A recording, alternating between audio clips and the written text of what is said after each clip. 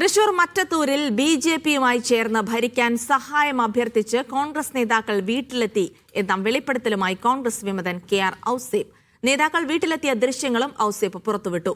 മറ്റത്തൂരിൽ president, vice president സ്ഥാനങ്ങൾ രാജിവെച്ചില്ലെങ്കിൽ കോൺഗ്രസ് പാനലിൽ ജയിച്ച വാർഡ് മെമ്പർമാരെ അയോഗ്യരാക്കുമെന്ന് ഡിസിസി അന്ത്യശാസനം നൽകി.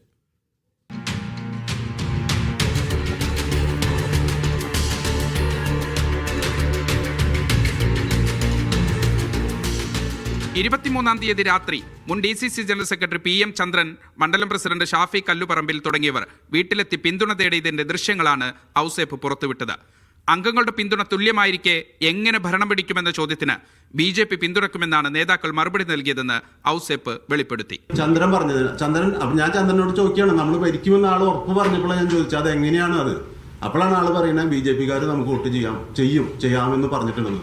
മറ്റത്തൂരിൽ പ്രസിഡന്റ്, വൈസ് പ്രസിഡന്റ് സ്ഥാനങ്ങൾ രാജിവെച്ചില്ലെങ്കിൽ അയോഗ്യരാക്കാൻ നടപടി തുടങ്ങുമെന്ന് ജില്ലാ കോൺഗ്രസ് കമ്മിറ്റി അധ്യക്ഷൻ പറഞ്ഞു. 10 ദിവസത്തിനകമാണ് അത് ചെയ്യേണ്ടത്. ആ കാര്യങ്ങളിലേക്ക് ഞങ്ങൾ കടന്നു കഴിഞ്ഞു.